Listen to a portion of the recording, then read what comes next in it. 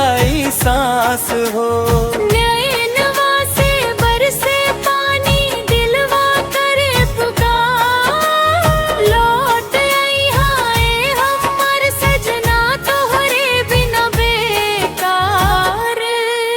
यो रेलिया सीटी मारत जाए दिलवा मोरा कांपे, तोहरा जाए के सोचत सोचत आँखें नीरवा झांपे।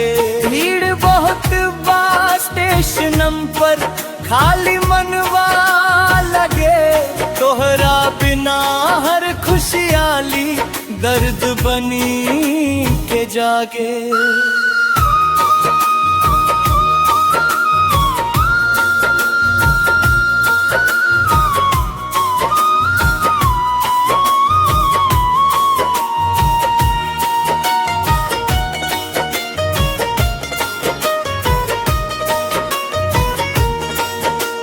सिंदूरवा के लाली फीकी चूड़ी रोवे हाथ, तोहरे बिना सुना लागे हर एक दिन और रात।